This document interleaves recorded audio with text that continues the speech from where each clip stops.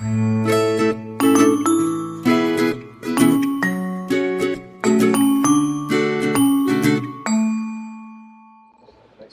hello. My name is Sandro. I'm the founder of the London Software Craftsmanship community. I know quite a few of you already. And so, as probably some of you may know, I've been involved with the software craftsmanship movement very early. I was one of the people that brought craftsmanship from the US to the UK and Europe later on. And for the past 6 years, we spent a lot of time bringing software craftsmanship for developers. So I might close that.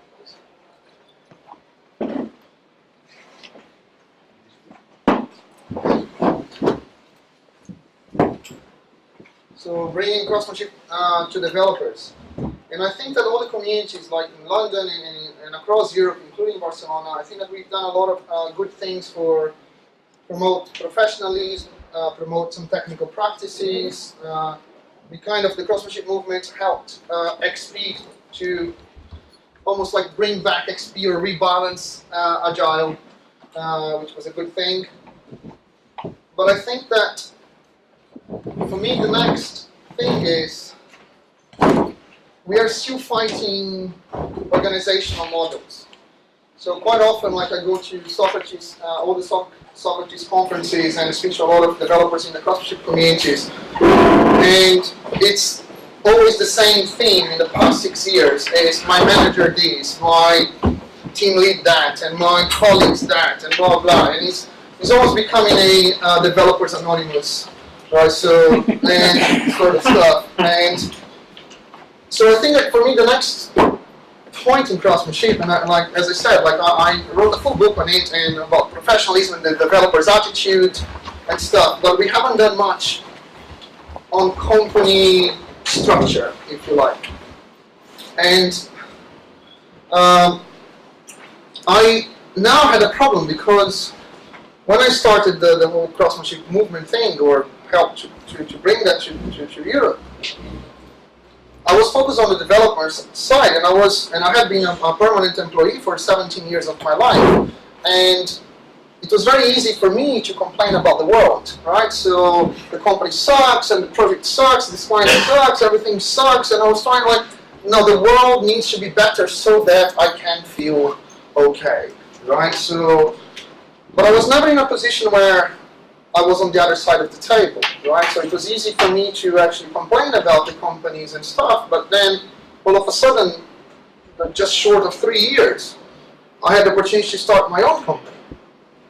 And that was quite enlightening for me, because, okay, so now I see the world from more than one perspective.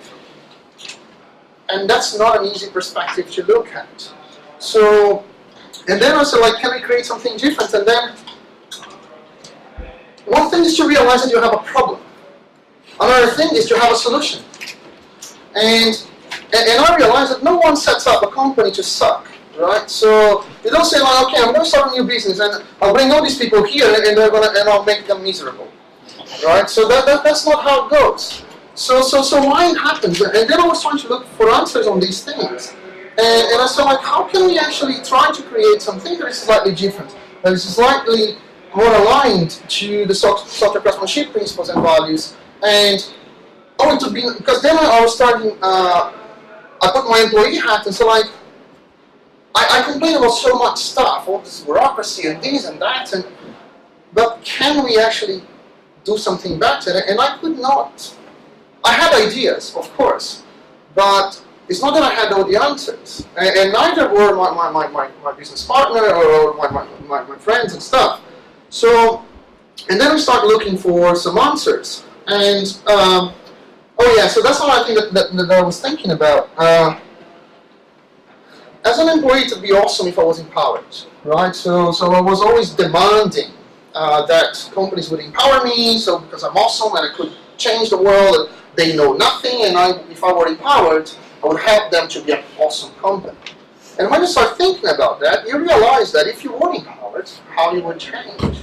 And you realize that empowerment on its own is just not enough, because you can have all the willingness in the world to help, but that doesn't mean that you have the experience or you know what to do. Right? So, and I also took that on board. And so, like if you're going to build something, yeah, it would be great to empower everyone, but then will we fail as a business in 2 months? Because, like, what do we know about running a business or anything? So, and then you start looking for answers. And one thing I knew for sure was that if we had a company, we wanted it to be based on software craftsmanship and agile values, and lean as well, of course. So these 3 things, like, together for me are very, very important. But that, again, like, we know how to do that in projects, in test driving code, and lean startups and stuff, but actually running companies is not the same thing. And then you start looking for answers, and so of course I had my own, I heard there's a great book, by the way, so I had my own utopic view of the world, but could that be translated in something that it was easy to sell that to developers in a team? Could that be translated into organizational structure? And then I read a lot of things. I'm going to show that again, this list of books, because they were quite essential for me in order to clarify some thoughts, get some ideas and stuff. But one book that was quite revealing was this one, Reinventing Organizations. I definitely recommend that you read. As everything, it has pros and cons. There are some blog posts that actually, like, go against some of the stuff that is in the book. But reading this book actually helped us to, first of all, to validate some ideas we had, and also to actually get some more ideas from other organizations. This book talks about, like, 20, I think, organizations that are all above 100 people, and they are run in a very special way. And they are in many different segments as well. So it was fascinating to see how companies of various different sizes and different industry segments can be structured in a way where people are empowered and decision making is decentralized and everything else. So one thing that book does, which was fascinating for me, because, like, again, like, it's easy for you to understand that you have a problem. Well, to know that you have a problem. Another thing is to understand exactly what the problem is, how you got to that place, and what you could do to avoid. So the book basically talks about the evolution of humanity, the evolution of our consciousness and our egos, and how that actually maps to company structures as well, and how much our ego plays into the organization of our companies. And so I'll try to go a little bit quick on some of these things because they're not so. Can you still see this size? So if you go back to the early days, we were still, like, living in very, very small family nucleus, if you like. There was no hierarchy, but at that point, like, the thing about our ego was not fully developed. So there was no distinction of us or humans in general, like, from humans and environment. So that was not a thing that there's research from anthropologists and all that kind of stuff. But it was very violent because there was no distinction of the self, right? So everyone was the same thing. So at that point, there's nothing. I don't think that there is any company that actually have this kind of structure today. So small bands, no division of labor and stuff. But that's quite a curious fact to know. And then as humanity evolved, oh, by the way, so they associate a color, a noun and a color to qualify or classify maybe different periods in time. And that time, we were very reactive. We were just looking for food and reacting to the environment. As civilization evolved, then the groups of people, they went beyond a small family group to tribes and a few hundred people. And then what was fascinating is, like, as you start putting more people together, there is a need to change how they collaborate and how they organize themselves. So there is an evolution of the ego or the self as you start having more complexity in terms of people and organization. So at that point was still so humanity gave a leap in terms of consciousness. So they started distinguishing themselves from each other. but they were still quite prehistorical, like, not prehistorical, but like still not as evolved. So for example, they were a society where they were conscious about themselves, but everything that they didn't understand was magic, right? So yeah, the sun shines, so there's God and magic and stuff. So they were not very scientific at that time. And because they still didn't understand, there was no great division of work in their society. That's when like we start having the elders and shamans. There was some distinction because like the ego evolved. They were distinguished themselves from each other. So there was a few positions being created, but still not very interesting. There's no companies in there. Things get a little bit more interesting when we get to this point in here. What happened, and that's why we call Magic Magenta, by the way. So the impulsive red was a very interesting period in humanity, because at that point, our ego was fully formed. So there was a sense of self, that we were very different. But there was not many empathy. So we were aware of who we are, and we could distinguish ourselves from everyone else, but there was no empathy towards anyone. And then society was now moving from tribes to chiefdoms and proto-empires, so still like thousands or tens of thousands. But at that point, because there was no empathy, there was power, there was violence. So people were ruling by power, by fear, right? So that's how the society was started to be structured. And as we started getting, how can I say, our ego became like, okay, I'm different from you. Start creating a difference, and I'm better than you, or you are better than him and stuff. And that's roughly when slavery came about, which is very fascinating if you start correlating an evolution of ego and distinguishing yourself from others, and you start having like, I'm better than you, and then you start doing things that you probably shouldn't be doing to other human beings. And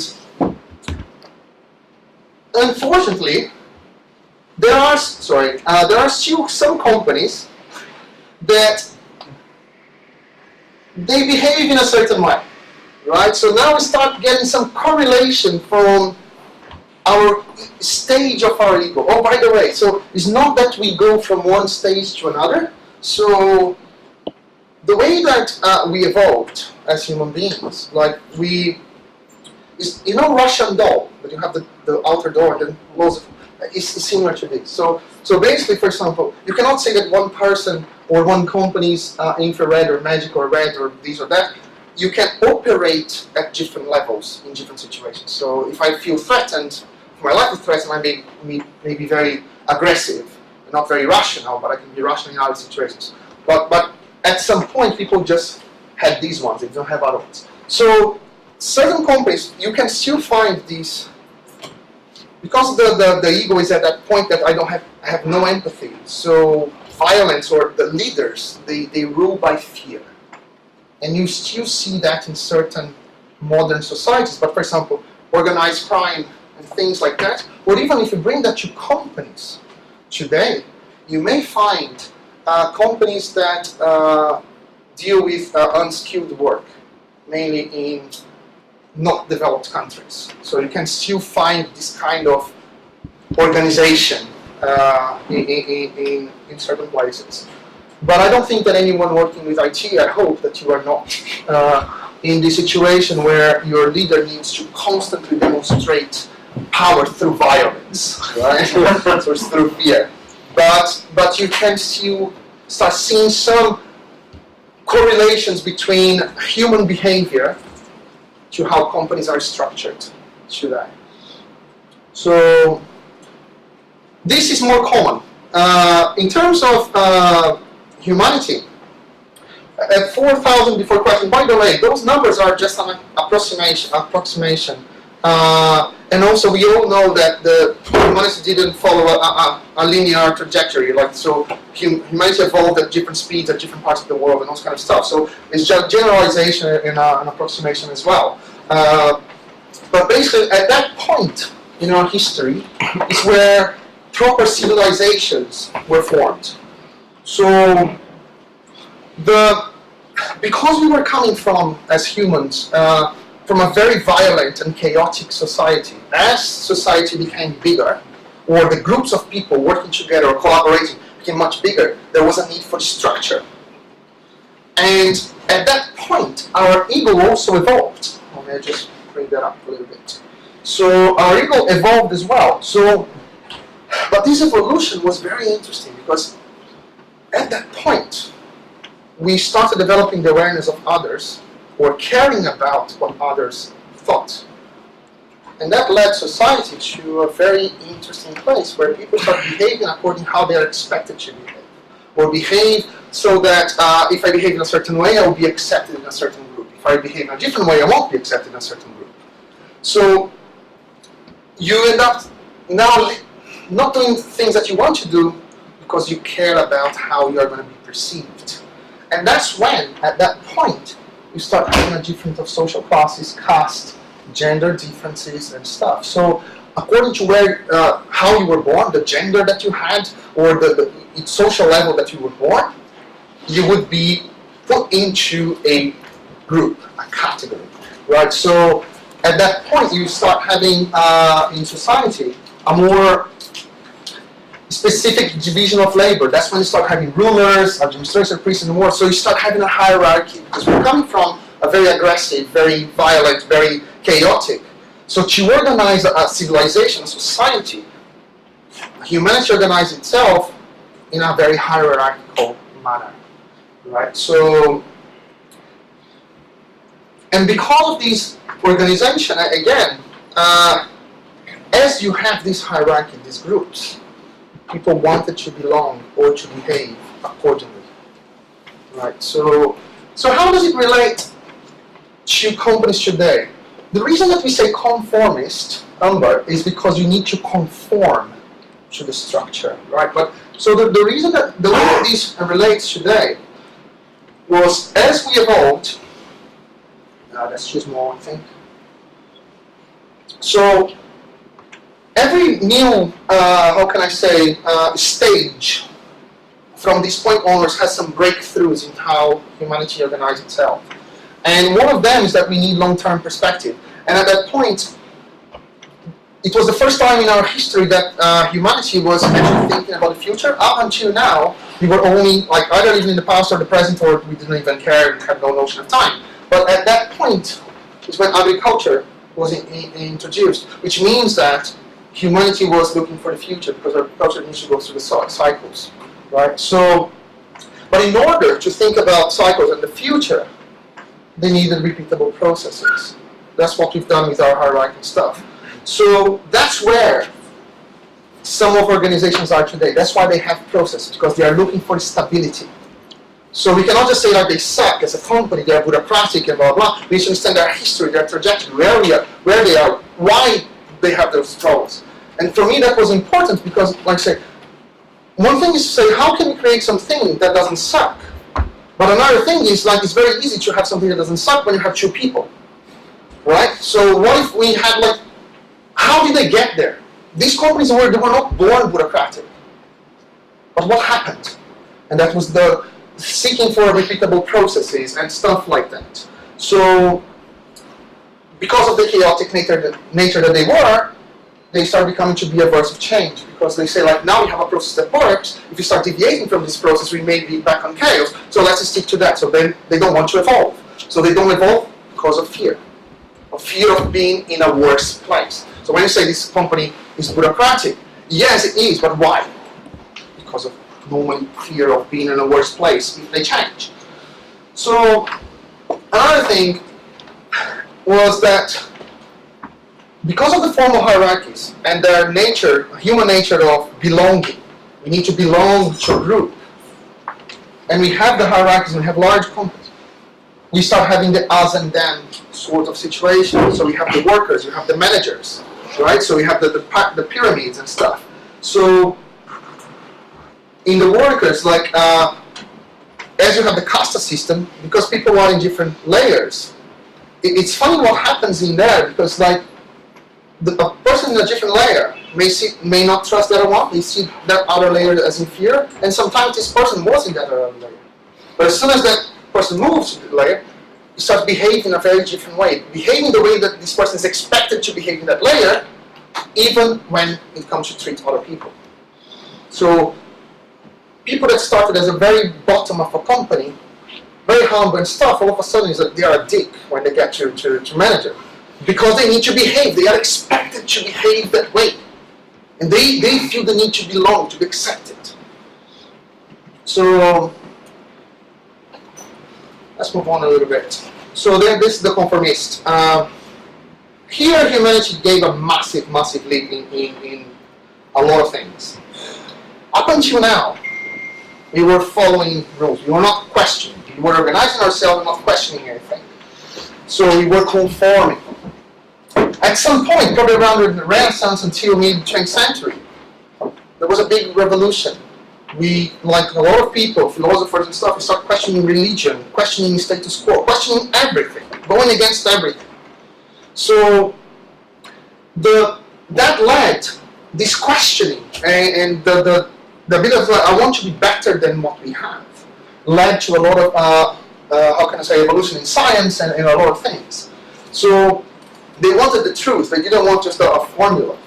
The view here of people, when I say people, like individuals, as I said, you cannot just qualify everyone in the same bucket. But it started changing, right? So we were saying like all individuals should be free to pursue, right? So their goals and stuff. So it started evolving to like people that are, everyone should have equal chances, but the best ones should survive or should evolve.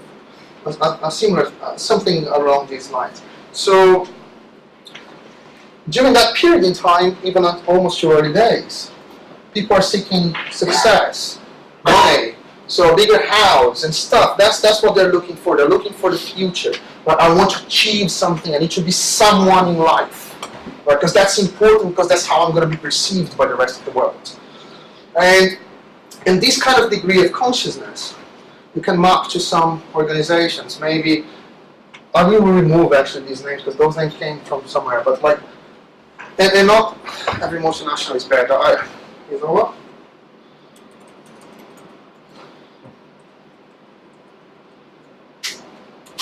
So not every company is bad. So, but this goal of we need to be the best company. We need to dominate. We need to have the biggest market share. We need to destroy our competition and stuff. So that's what you see in this type of achievement organization, but it's also related to the stage of our own egos, or the egos that people are running those companies on. So, because they needed to come out of these in order to achieve. So they were conforming, but they need to be better now. They cannot just conform. You cannot innovate if you only follow rules, right? So they need to be better. And that's when we start seeing, like companies that have this mindset, you start seeing R&D departments and marketing, you start seeing pockets of excellence. I worked for quite a few large organizations, and they don't suck entirely, right? They have pockets of excellence. And those pockets are the ones that people are trying to innovate. And that's what they do, but they still maintain the hierarchy. They still maintain the processes, they still maintain everything, but they create these pockets of specialists to try new things. What happened as well, in order to achieve things, they need to motivate people. And motivating people gets quite interesting. Let's see, that's a lot of stuff.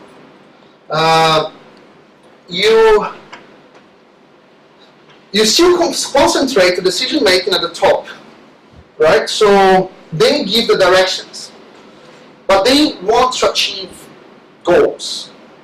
So they start, that's when objectives and targets are introduced, right? So they want to provide these milestones, these things that people need to achieve in order to do better, so in order to motivate them.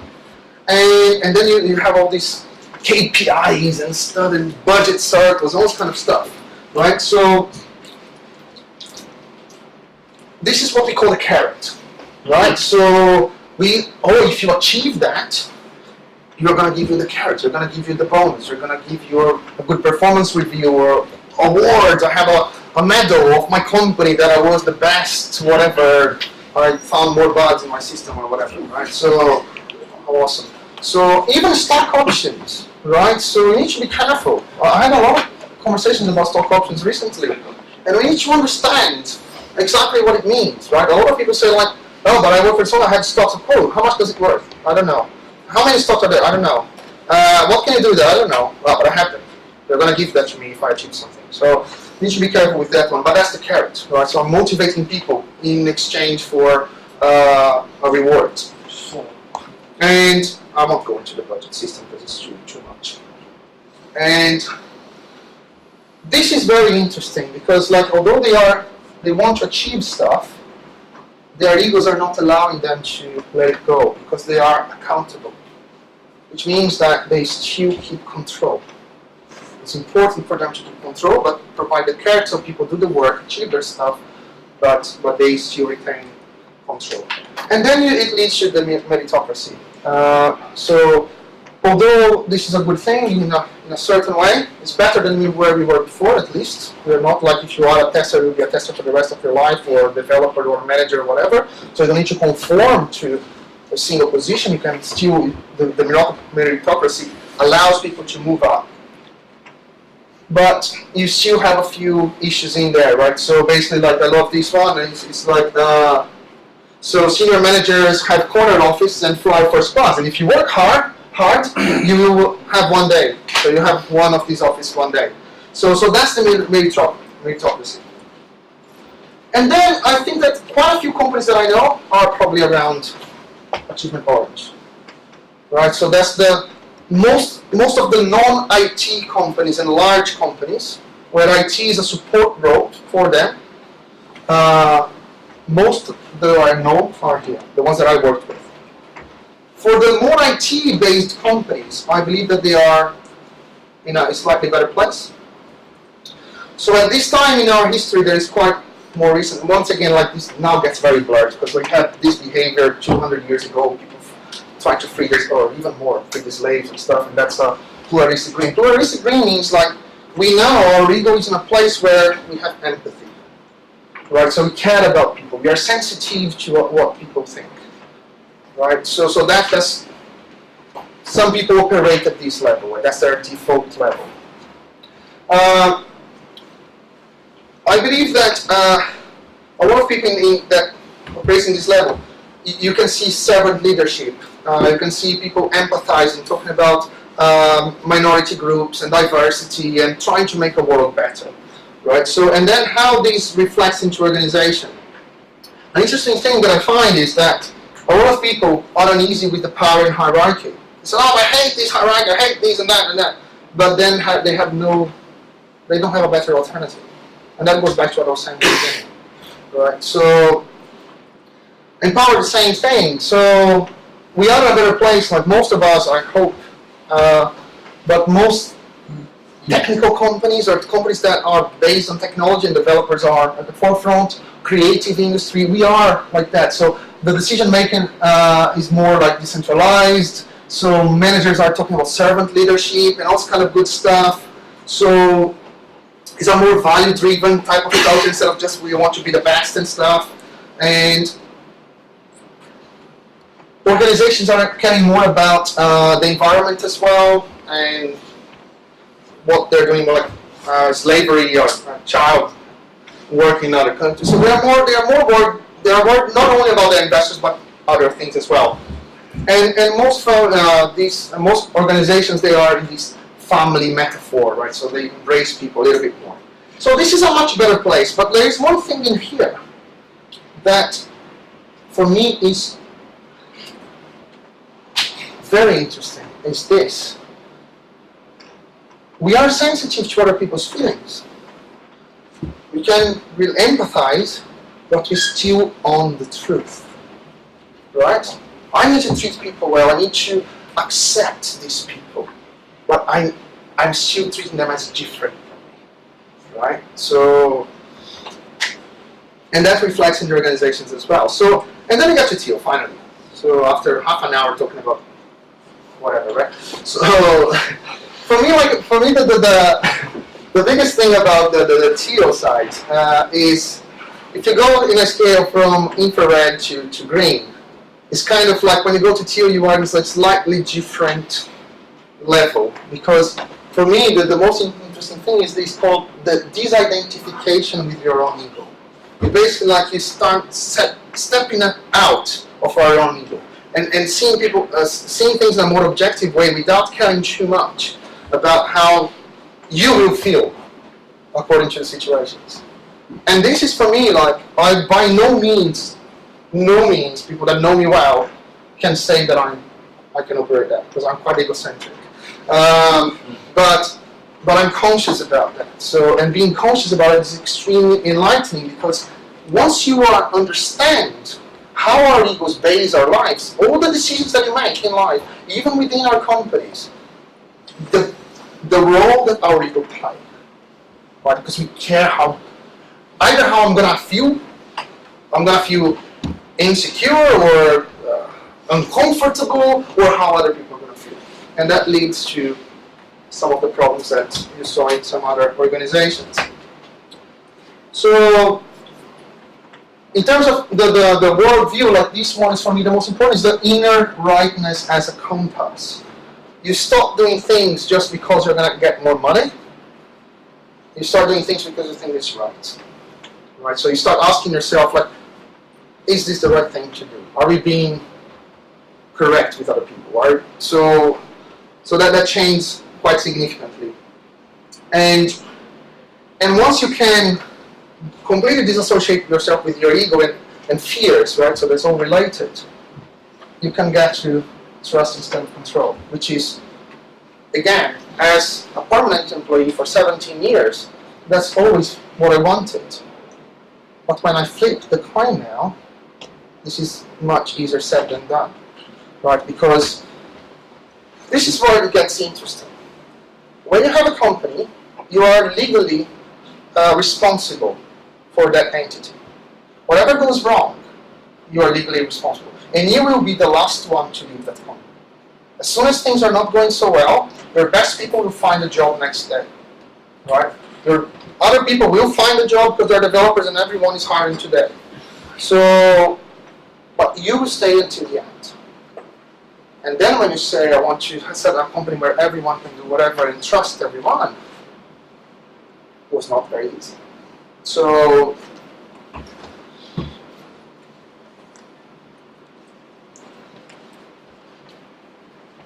then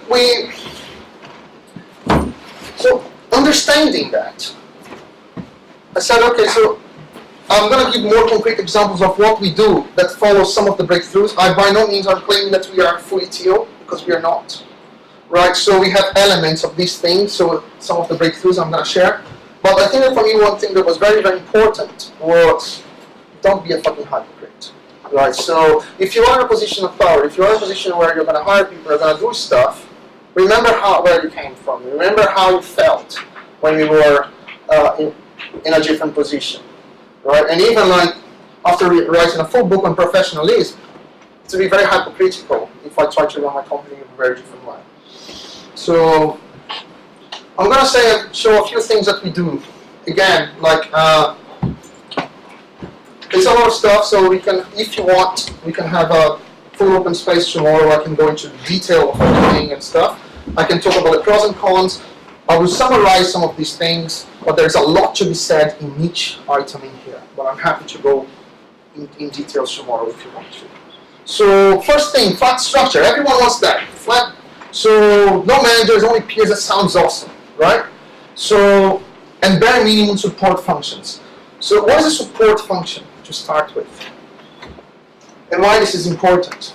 Support function is every other thing that you need to have that is not part of your core business. So I'm not trying to advertise my company, but like, because this is extremely important in a context, because like those are values. Self-management is a Teal value.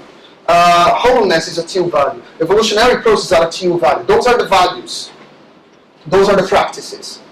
Right? It's almost like the value of TDD is that I can press a button and make sure that my system is correct, and I can go live as often as I can because I trust my system. That's the value. So, well, I want to achieve that. TDD is the practice. If I use this part, I may get to that value, to deploy often and stuff and make sure that everything works very quickly. So that's almost the same thing. But practices, they need to be in a context, otherwise they don't make sense. So when I call support functions, means that Our core business is to deliver software with our clients. We are a software company. We go to places and we develop our software, develop software with them, and embedding their teams with a full team or a coaching. So that's who we are. Everything that is not that is a support function for us. HR is support function, accounting support function, right? Marketing support function. Everything else that is not the things that we do that bring money to the company is a support function. They should be there to support us.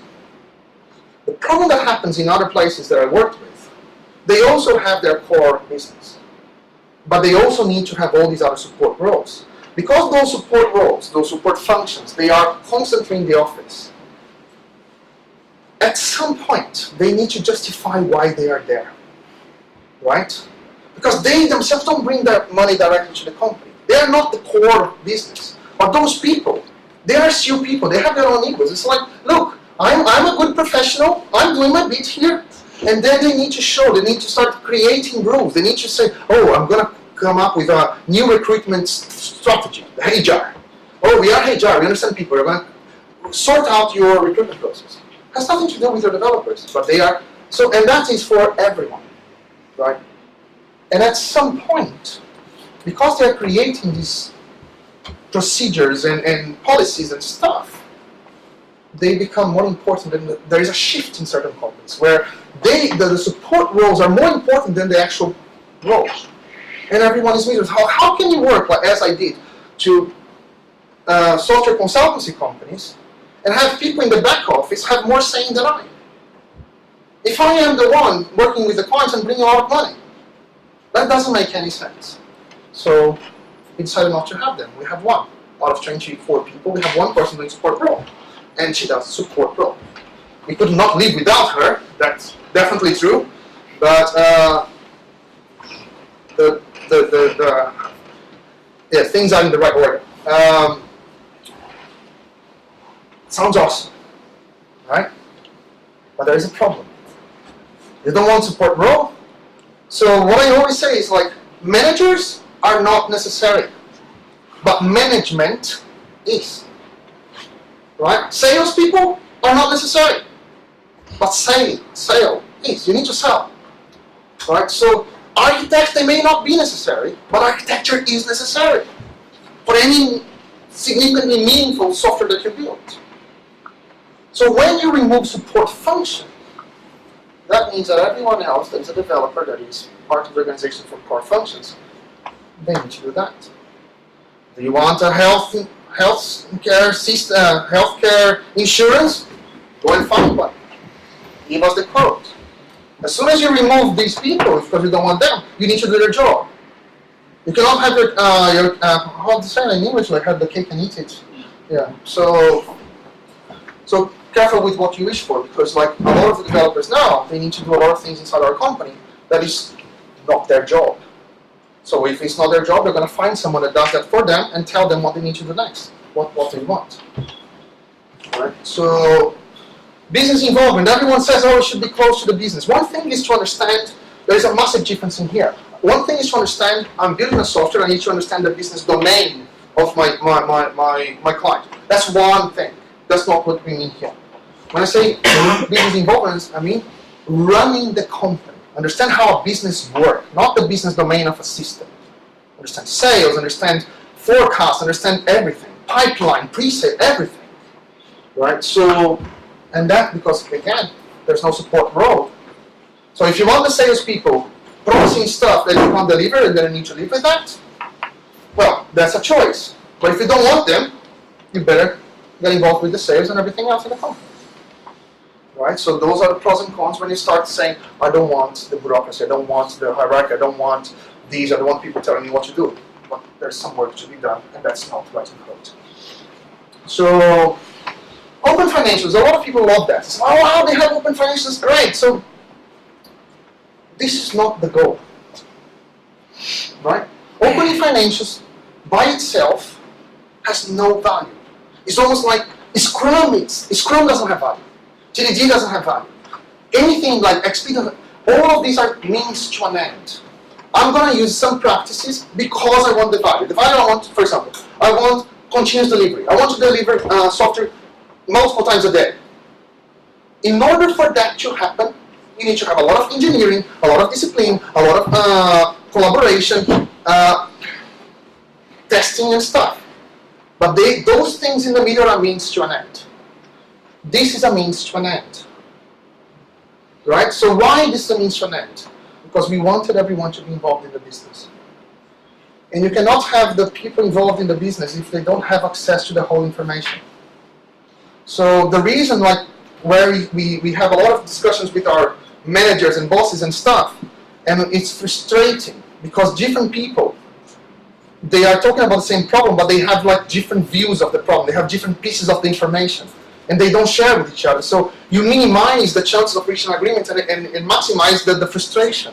But if you give all the information, if every single person has all the information, they all have exactly the same amount of information, it's not that you're going to agree with everything, but you maximize the chances of reaching a satisfactory agreement. That's why this is important. It on its own has no value.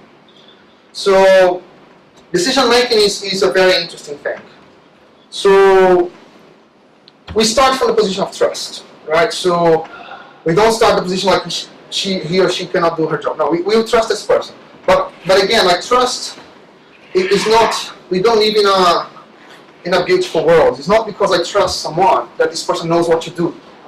This person has the willingness to help, the willingness to contribute. Just doesn't mean that this person has the skills to contribute. So we had to put a few things in place. So we wanted to decentralize the decision making. The reason that we wanted that is I'm fully aware that I'm limited by my own ignorance. Right? There is a limit to what I know. There will always, it will always be there. So in order for me to go beyond the limits of my own ignorance, I need to harness the intelligence and the skills and experience of everyone around me. So I want these decision making. So what we did, there was an evolution here.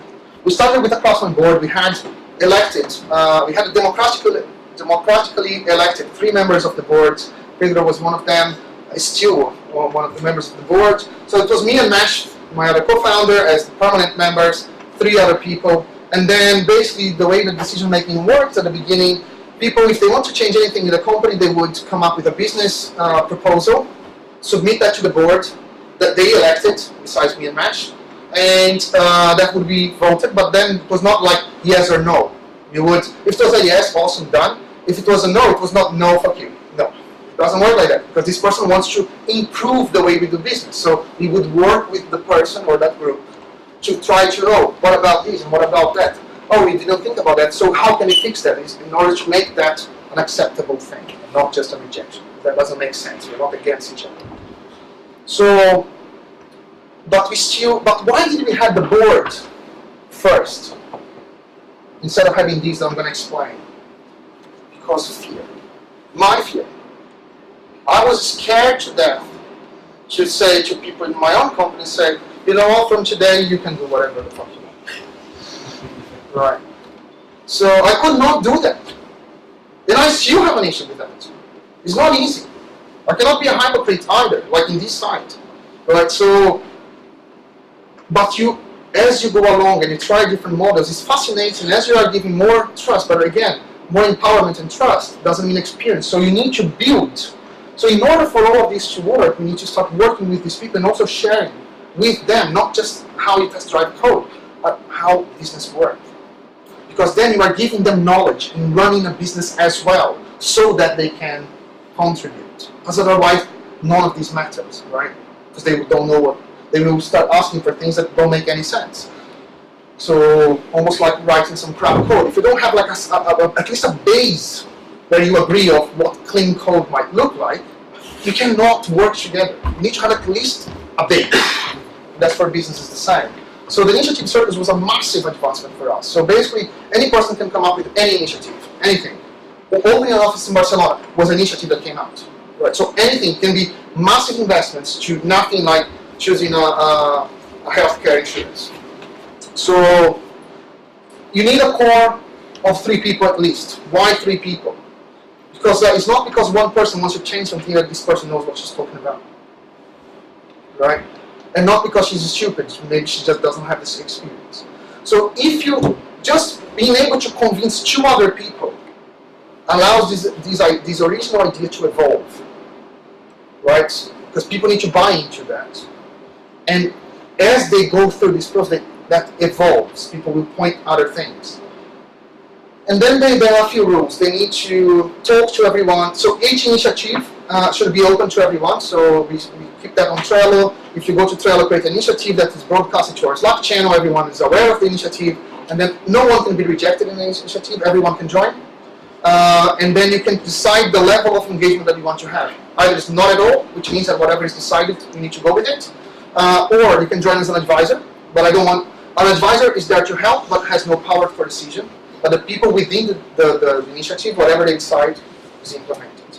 And that is valid for me as well, because I need to sign the check quite often. So if I don't get involved, whatever they decide, I need to sign. If I feel that I need to get involved, I'll get involved. But they have the obligation of consulting whoever is going to be impacted. But that's a two-way street. When you want to do that, this amount of people are going to be impacted. For example, if they're going to make an initiative or change in a local project with a client, they basically don't even need to go through this process. They just talk to each other and do whatever they want, because the people impacted are there. If they want to do company-wide, they need to talk to other people. But also people need to, oh, there is an initiative start going on, I'm going to be impacted by that. If you don't join, and you don't like the outcome, you need to create a new initiative to change that. So that's how it works. So I will fix on this one, because I think that this is probably one of the most important areas. Don't strive from consensus, or don't strive for consensus. This was a mistake we made. We thought that everyone should be part of every single decision in the company and everyone should agree. That was a massive mistake. Right? First, what we learned, and that just looking at myself, it's like, I don't care with the same intensity about everything. There are things that I care deeply. And I will always be involved at projects. There are other things that I don't care at all. And many things in between. So, but if I'm forced to go to, for example, if you invite me to a thing that I don't care, but I need to give my opinion, then my ego will come into play. Because if you are asking my opinion, then I will have an opinion. And I will fight for it, even if I don't care. Right? So that's why it never worked. But and another thing was, this was probably the most important, everything can be changed. If you made a decision today, very agile lean sort of stuff, we will never know more today than we will know tomorrow. So if you make a decision today, and tomorrow there's more information and people are not happy, we start again. So no formal meetings, so that's, this is a thing that MASH loves, and we try not to meet to discuss stuff. We either meet to decide, or we don't meet at all. So if there is a meeting, tell us why we are meeting. Why do I need to be there? What are we discussing, and what are the proposals? If there's no proposals, we try not to meet. So if people want to vote something, we propose, oh, that's our proposal, okay, now let's meet, decide that, and then it can be much faster. There are rules, like we have sometimes we just meet to chat, but not formal. Slack, very important. Open salaries. This was a big thing, and this was probably the last decision that I made, and MASH as well, of course. Like that was not. We didn't ask for opinions. So this was the last decision that we made completely alone. We are going to have it, period. The reason that we decided to do that was I always wanted that, MASH wanted that, and we knew that this is a no turning back decision. Once you make this decision to open everything, including how much I get, they know how much I get from my own company, right? Once you get to this level, you cannot come back. If you open the financials and you open all the salaries, you cannot take that away ever without destroying the culture of your company. So I decided not to put that on vote. It would be like that, period. If people were uncomfortable, they would leave the company, and then I would be okay. Because I could not hold such an important thing, because maybe one person or two people that would not be okay with that, and that could leave our company in the future. And the longer the longer you wait for doing that, the harder it will be, and chances are you'll never do, because there will be so much inconsistencies or discrepancies and stuff that it will be harder. So you need to do as early as possible. So we just did it. So there is salary reviews, the way that we do. We have this is constantly evolving. We have sponsors. We are trying to cater for people that are not. Normally, the usual scenario is like someone says, I want a salary, a pay rise, because I've been doing that. Quite often, I think in 3 years of the company, I think that we had one salary negotiation, all the other salaries the company gave to people without them asking, by recognition. And that's why this is also very important. It keeps things fair. And people recognize what their peers are doing. So we can review easily and adjust people as they evolve. But in theory, when that doesn't happen, then people should just say, look, I want a pay rise. Some people don't have this personality, and that's why we create sponsors. So every person has a sponsor that will speak to this person, and maybe the sponsor may make the case for that person or even a colleague. But we never need to use that yet. Yeah, this is very important. Don't come to me, so I'm working with Java, I'd like to work with Scala. For fuck's sake, get a Scala project yourself. Why are you complaining to me? So the thing is, that's the problem. This is what I realized. When we want things, we want the world to change so that we feel happy. But we are not willing to do anything. People need to do stuff for us. No, fuck you. So if you want to get work with a new technology, different clients, blah blah, do something about it. And then we saw, but how can I do that? Well, start showing to the world that we know Scala. Put a training course together, write a blog post, give a screencast, go to a conference and talk about Akka. Make sure that people know that the company has this capability and that we increase the chances of us having that project. But don't come to me and moan about it. So, and that's part of your career ownership. It's part of everything, right? If you want a boss, I can be a boss, but then you say you need to go to this project and work with technology XYZ forever. So if you don't want that, you need to do the other part. So there's a lot of things that in terms of diversity that we do. There is I don't give a Fridays, people that meet on Fridays should do loads of different stuff and play RPGs and loads of stuff.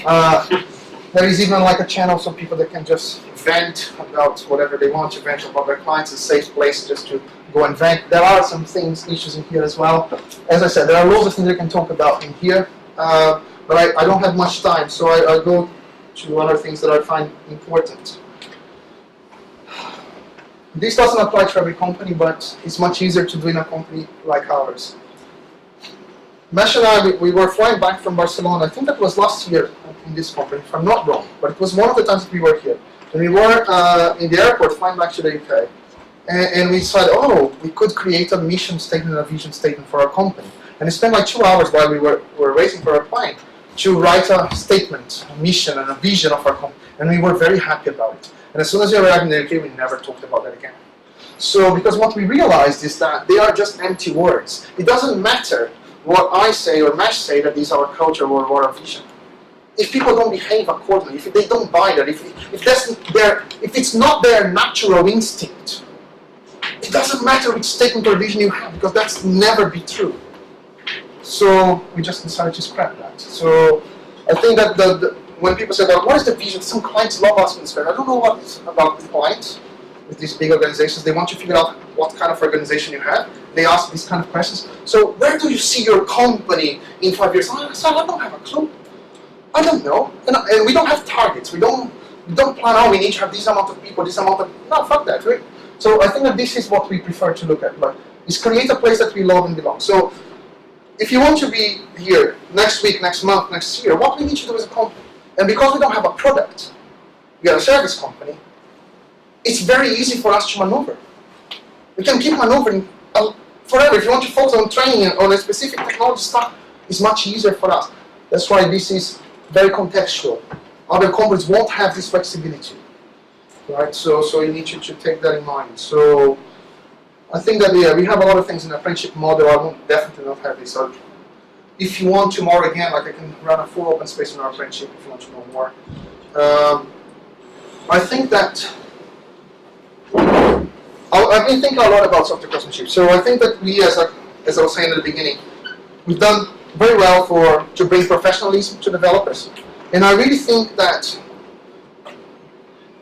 in order to achieve that, we should stop playing what we call support functions. A lot of companies, they will have IT as a support function, not as core business. And that's totally fine, absolutely. If I have a house, I need to have a plumber coming in to fix my problem, right? But the plumber doesn't need to be my employee or living in my house. When I have that problem, there's support. Plumbing is not the main goal of my house, right? My house is to live with my family, right? So, but sometimes I need some support. And I will hire a specialist, they will come in, they'll fix my problem and go away. And I think that you need to think about that as well. So this is not about owning a company. What I wanted to show to you is that you can organize companies in a slightly different way. And being independent consultants, working for tech companies or consultancy companies, you end up moving, like a plumber, for example, moves for a service company. And you probably, if you work for a service company or for yourself or a group of friends, you may end up in a much better place. And we will work with the same clients, but from a very different perspective.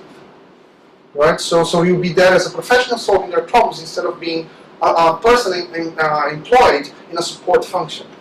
See what I'm saying? So, but you need to understand how companies are run. If you want to go to the next level of professionalism, if you want to have your own company, your own being independent, you need to start knowing how business works. Right? So you need to work on invoice, not getting paid, forecast everything. It's not just writing code anymore. So, and I think that another, just to end, I criticize a lot the agile people, right? They hate me, quite a few of them. But they did one thing right. They took agile and they took that to the business. So they showed that a set of practices, a set of way of working could make their business better. We as a craftsmanship movement didn't do that.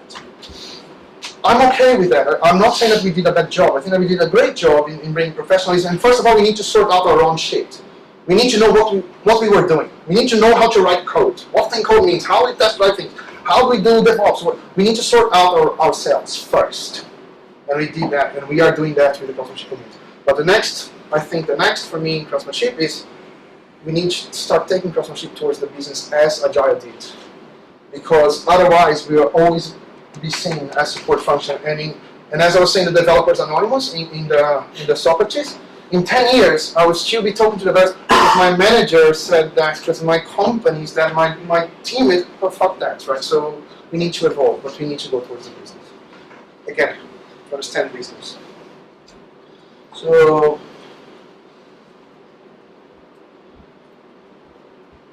those are the books that I mentioned, a few of my contacts. So yeah, that's what I had to say. Thank you.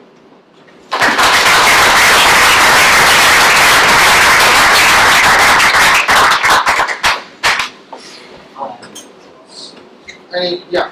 So open salaries. Why is it so important?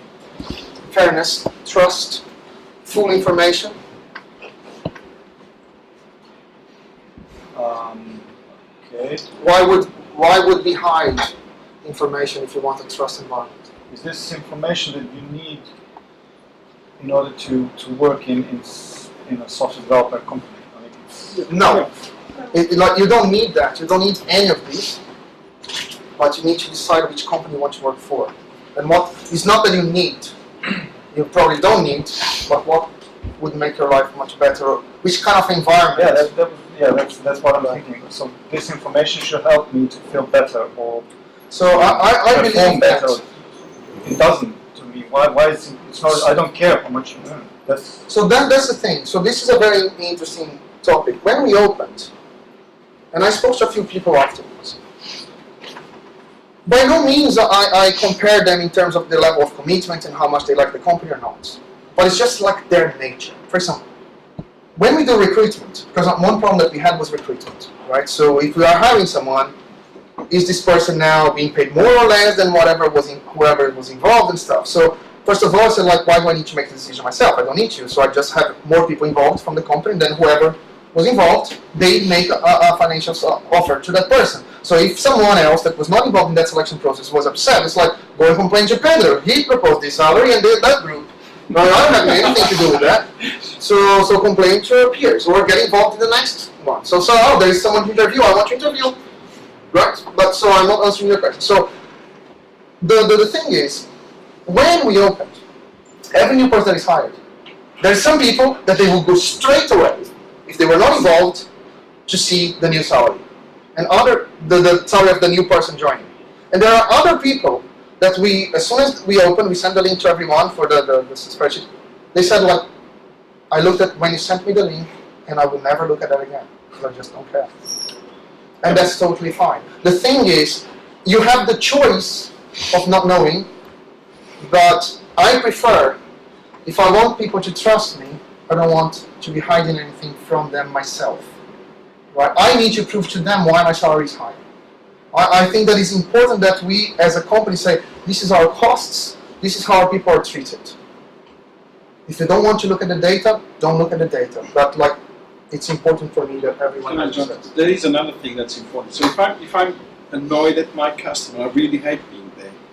I know the cost I'm going to bring to the company if I stay in the bench. So it's important to me to have that decision. Okay, I'm going to drop this customer. I don't want to work there. I'm going to whoever and say I'm going to drop.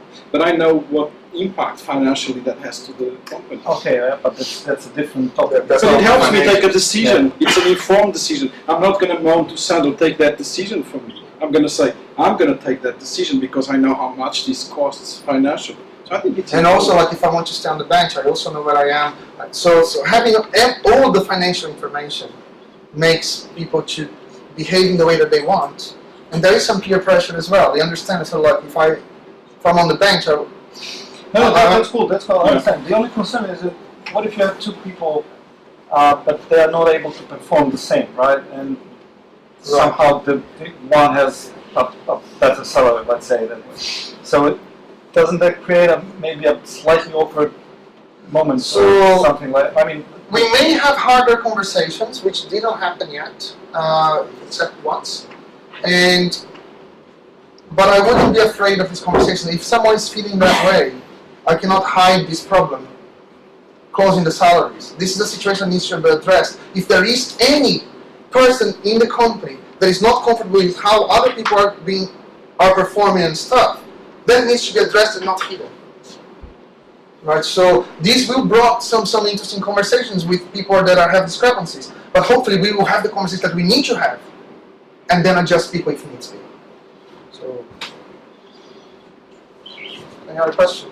Your time. Yeah. So you feel that besides IT, you can implement that? Sorry, say it again? Besides IT, or I mean, you can apply it using another business? I mean, so maybe not exactly the practices there. That's why I separated that. So what you can apply is the values. If you go to the Reinventing Organization, so there are different companies, very different sectors, different sizes, that they have implemented self-management, wholeness, evolutionary process, and things that come from the green as well. Empowerment, values, value-driven. So you can focus on the values that those kind of stages have, and then adopt the practices according to that context. So the book, in the Reinventing Organizations, they list quite a few companies, and they give examples how different companies did that are not exactly how we do, but I could not just take some random events. I could talk concretely about what we've done in our context. Okay? All right, thank you. So if you want more information, we talk tomorrow in the open space or something, or tonight. All right, thank you.